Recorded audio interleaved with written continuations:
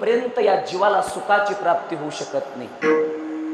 पण खरं सांगू का कालटणकर, सुख, समाधान आणि आनंद या तीन गोष्टी प्रपंचाला कधी शोभत नाहीत.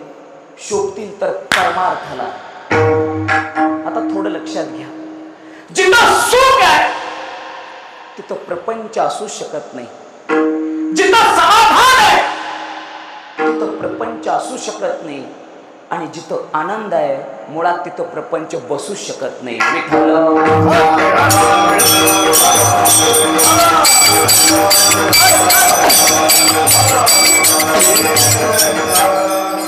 सुख, समाधान आणि आनंद या तीन गोष्टी प्रपंचाला कधी शोभत नाहीत.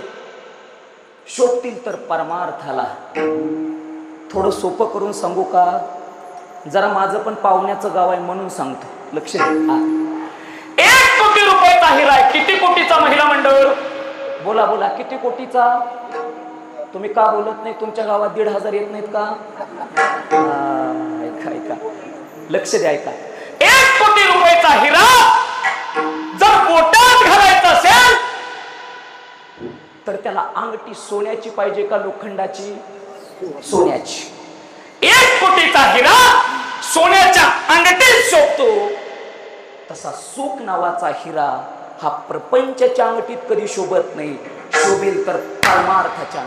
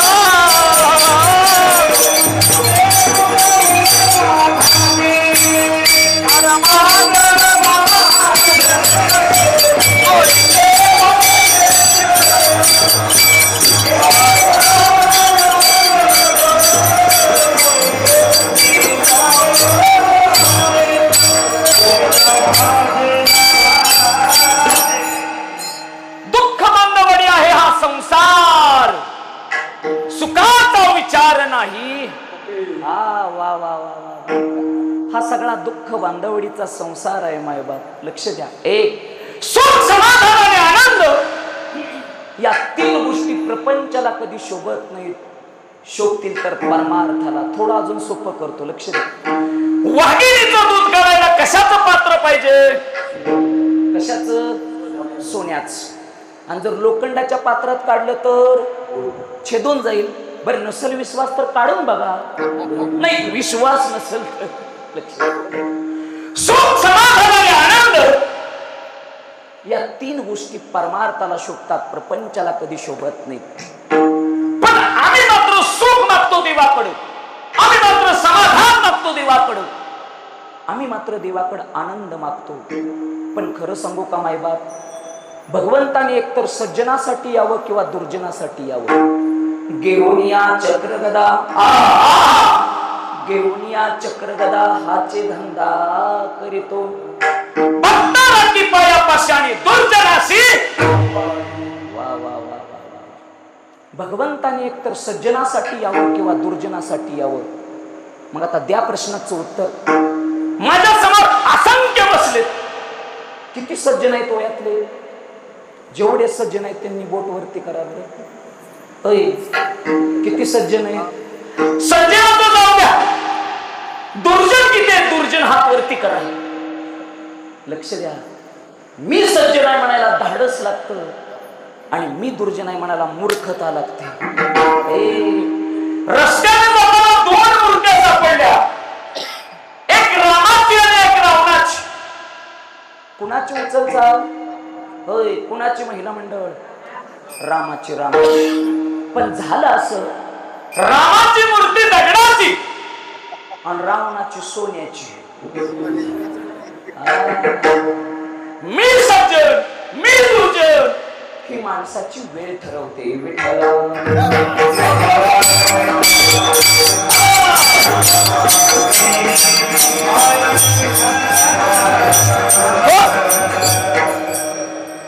निजधामाला गेलेले देव विचार करतात, आम्ही एकतर सज्जनासाठी जावं, दुर्जनासाठी जावं, पण सामान्य जीवासाठी कुणी जावं. लक्ष द्या, निजधामाला गेलेल्या भगवंताने विचार केला, आपण एकतर भक्तासाठी जातो किंवा दुर्जनाचा रास करण्यासाठी जातो, पण सामान्य जीवाचा उद्धार करायचा असेल तर वैकुंठातल्या भगवंताने वैकुंठातून अवतार संताचा धर्म गेलेले देव संताचा अवतार घेतला आणि या भूतलावावरती आले. पण खरं सांगू मायबाप, या महाराष्ट्राच्या मातीचा एक इतिहास आहे. या महाराष्ट्राच्या मातीमध्ये चांगल्या माणसाला किंमत माणसं जिवंतपणे कधी देत नाहीत. पण ज्या दिवशी चांगली माणसं निघून जातात त्या दिवशी मात्र ही महाराष्ट्राची माती त्यांना खांद्यावरती घेते. खरं सांगू का, संत असताना कळाले नाही, पण संत नसताना कळाले. आपलं सोडा सामान्य जीवाचं, पण या महाराष्ट्राच्या मातीमध्ये संत असताना कळाले नाही तर संत नसताना कळाले. माझ्या जगद्गुरु तुकोबाराय असताना तुकोबाराच्या अंगावरती उकळलेलं पाणी टाकलं, पण तुकोबा नसताना आता मात्र तुकोबाला दही दुधाची अंघोळ आहे. तुकोबा असताना तुकोबाची गाथा पाण्यात, पण तुकोबा नसताना आता तुकोबाची गाथा देवाऱ्यात. तुकोबा असताना लोक म्हणायची वेळा तुका, पण आता तुकोबा नसताना लोक म्हणतात माझे तुकोबा म्हणजे पंचवेदाचे निर्माते.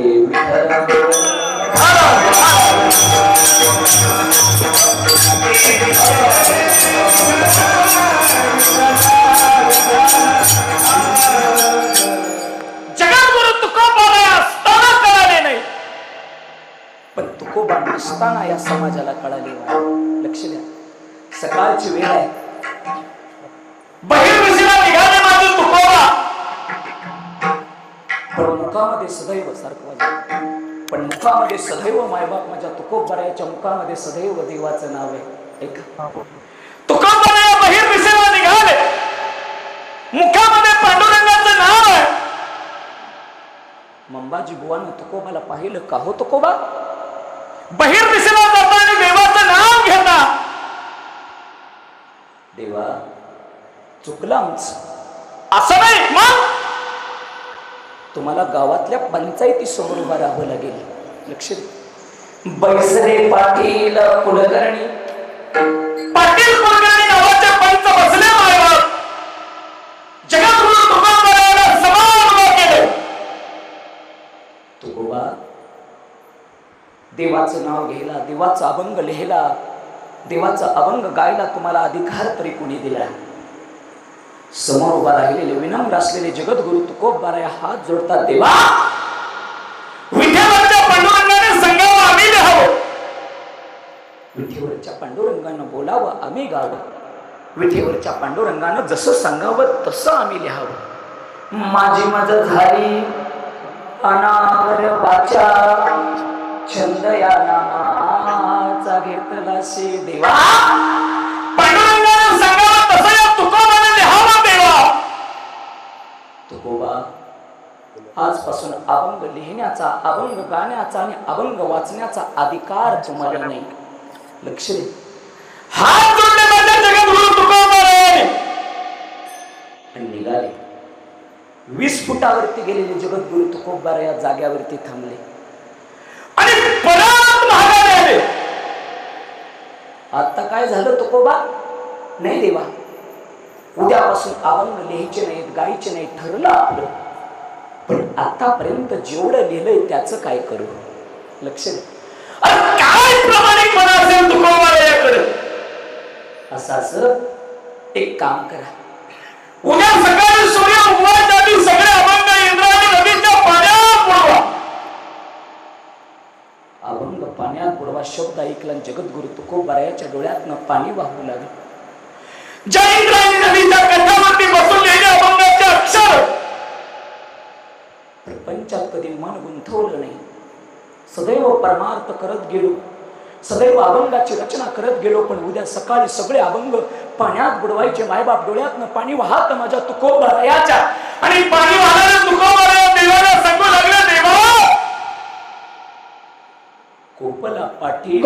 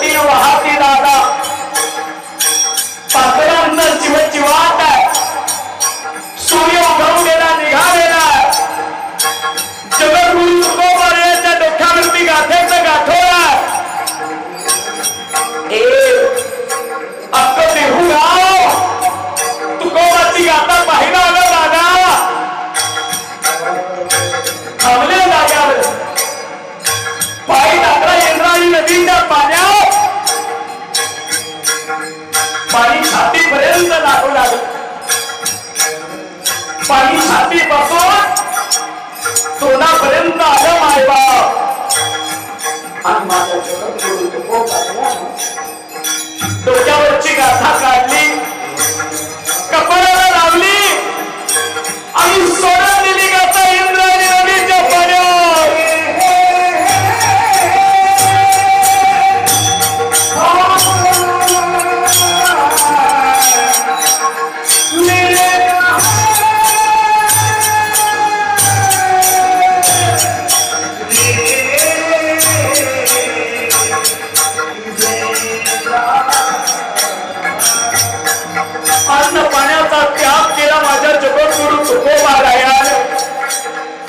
इंद्रायणी नदीच्या काठावरती 13 दिवसाचं अनुष्ठान मांडलं दादा. डोळ्यात पाणी वाहतं जगद्गुरु तुकोबारायांच्या. जगाच्या मालकाला जाग आली मायबाप. अन्न पाण्याचा त्याग करून बसलेले तुकोबा पाहिले आणि मांडीवरचा विना घेऊन वाचवायला लागलं. देवा 13 दिवसाने आला देवा, काय तुझं माझं वय नाही रे.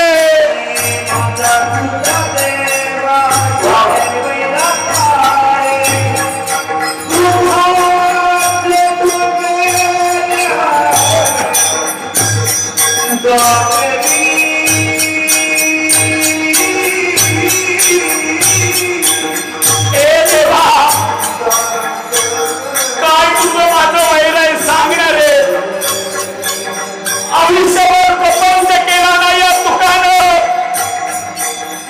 आयुष्यभर परमार्थ करत बसला, पण आज मात्र माझी गाथा पाण्यात बुडाली. तुकोबा कोण 13 दिवसाने आलो. ज्या क्षणाला गाथा बुडवली त्या क्षणाला आलो तुकोबा. पण ऐका, इंद्रायणी नदी तुमच्या गाथेचं पारायण करत होती तुकोबा. काय सामर्थ्य माझ्या जगद्गुरु तुकोबारायांच्या गाथेचा. साक्षात जगाच्या मार्गानं पानं उलटावी आणि इंद्राच्या माथेचं पारायण करावं, हे सामर्थ्य जगद्गुरु तुकोबारायांचं.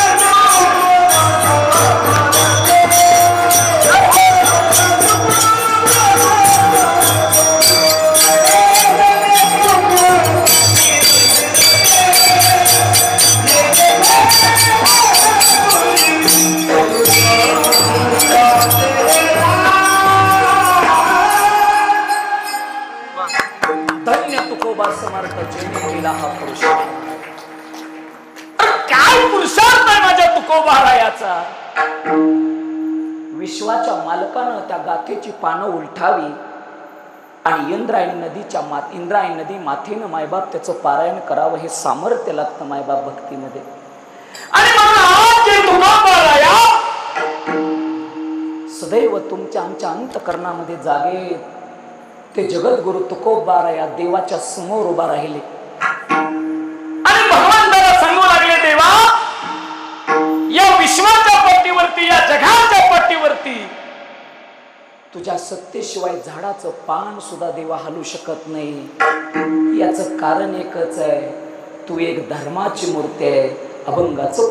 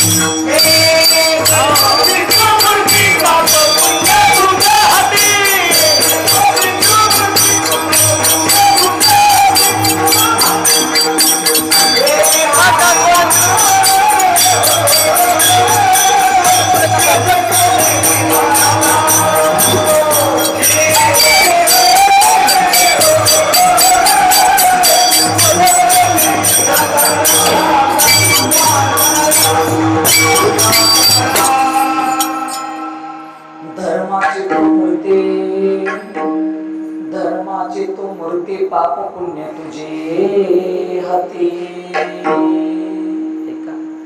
अभंगाच्या पहिल्या चरणामध्ये जगद्गुरु तुकोबाराया भगवंताला धर्माची मूर्ती म्हणतायत. आता धर्माची मूर्ती म्हटल्यावरती आमच्या डोळ्यासमोर असंख्य धर्म उभा राहतात. मायबा तुकोबा सांगतात देवा धर्माची तू मूर्ती आणि पाप पुण्य तुझ्या हाती. देवा तू एक धर्माची मूर्ती आहे. मग कुठल्या धर्माची मूर्ती हो? हिंदू धर्माची, शीख धर्माची, ईसाई धर्माची का मुस्लिम धर्माची? धर्म म्हणलं तरी काय? धर्म या शब्दाचा अर्थ आहे गुण. या विश्वामध्ये आमच्या डोळ्याला दिसणाऱ्या प्रत्येक गोष्टीमध्ये एक ना एक तरी गुण आहे. लक्ष द्या. धर्मीमध्ये सहनशीलतेचा गुण आहे. पाण्यामध्ये तृप्त करण्याचा गुण आहे. वाऱ्यामध्ये मायबाप सुकवण्याचा गुण आहे. सूर्यामध्ये तापवण्याचा गुण आहे. चंद्रामध्ये मायबाप शीतलतेचा गुण आहे. आणि माणसामध्ये प्रेम नावाचा गुण आहे. साने गुरुजी सांगतात खरा तो एकच धर्म आणि जगाला प्रेम अर्पावे. लक्ष द्या. धर्म म्हणजे काय? तर धर्म म्हणजे प्रेम, धर्म म्हणजे गुण.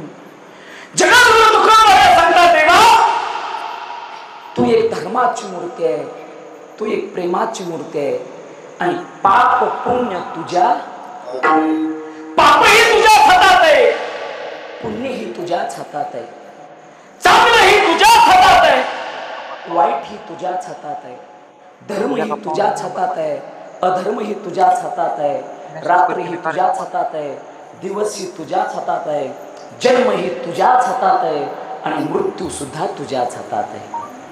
भगवंताच्या हातात सगळं आहे हो. कारण भगवंत एक धर्माची मूर्ती आहे मायबाप. पण खरं सांगू का मायबाप, प्रपंच आणि परमार्थ या दोन गोष्टी मधला फरक कळायला पाहिजे. जर धर्माची मूर्ती कळायची असेल, देव कळायचा असेल, तर पहिल्यांदा आम्हाला प्रपंच कळायला पाहिजे आणि नंतर आम्हाला परमार्थ कळायला पाहिजे. विठ्ठल